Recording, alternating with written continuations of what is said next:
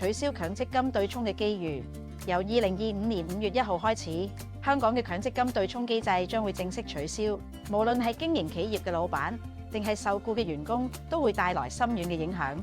對僱主嚟講，取消對沖之後，遣散或者裁員時將唔可以再用強積金供款嚟支付遣散費或者長期服務金。呢個意味住企業需要額外承擔成本，亦更加需要提前做好財務規劃。對僱員嚟講，意味住當你離職時，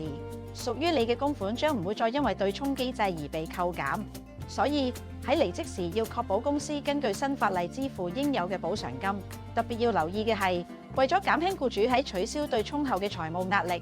香港政府將會推出補償機制，